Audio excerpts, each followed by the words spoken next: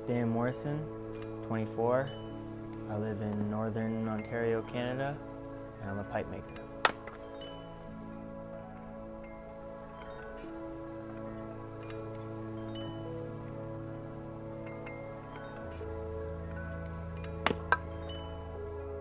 Hiking up here in the woods is really inspirational for my work, and the trees around here, they provide me with a lot of natural materials. I use all kinds of natural materials. I like to harvest my own things as well. That really makes it rewarding that I can go out, especially into the forests of northern Canada here. There's just so many things to use. The black cherries just out back. It's great to be able to go out to my own backyard and harvest, materials that I can work with and use those materials to make my own living,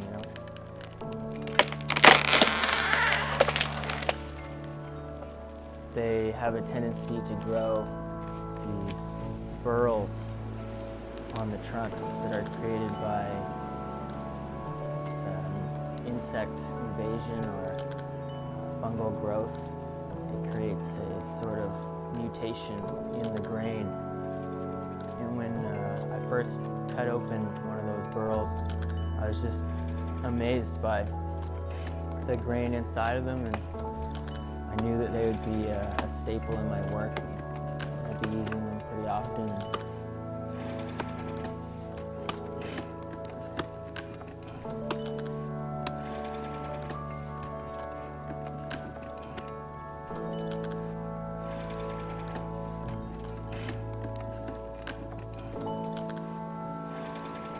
Being up here in northern Canada, you walk out your front door, you could get lost. I mean, there's no one around here for miles. Since I moved up here, my mind has kind of gone quiet. In the city, your mind is always going. You go to bed at night, and you've got about a million things to think about. But up here, your mind is blank. It's a blank slate. And whatever you put in front of you, you're going to focus on. And I put a piece of wood in front of me, and my mind is just like a sponge. And it just takes that raw material, and I guess I just try to saturate myself into the experience of crafting a pipe.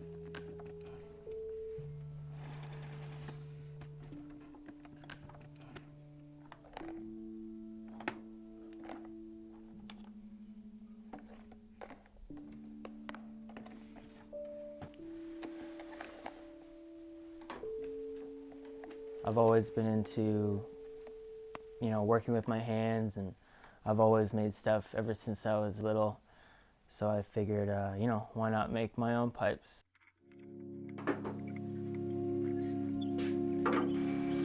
Learning from books, every book that I could find on woodworking, and just read through those in my time off and just work from there. So a lot of my work is very experimental.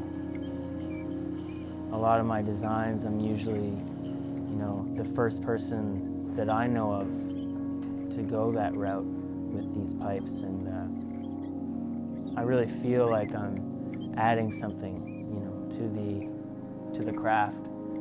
But on the other hand, it's kind of isolating.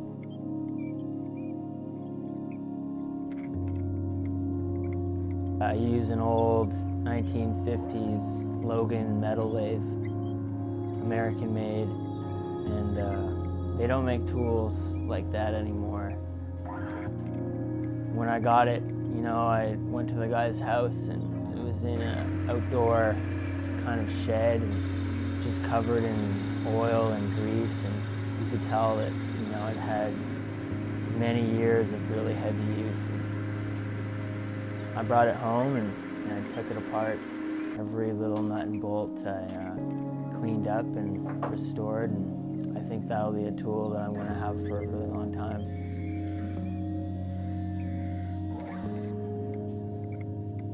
You need to really feel the way a file skips over the wood, and working that tool on the wood really changes things.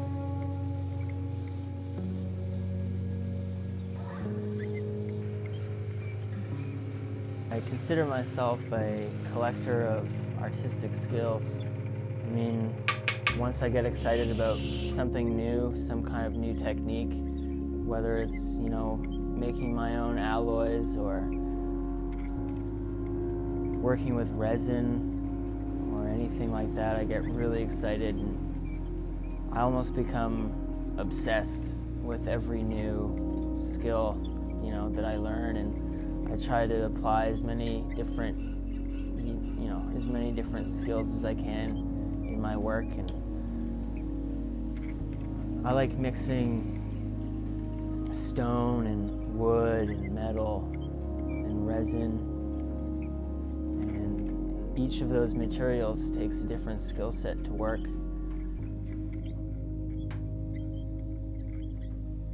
In a sense, I feel like nature is almost, working in collaboration with me, because when I'm making a pipe, I respect that growth that's come before my time, and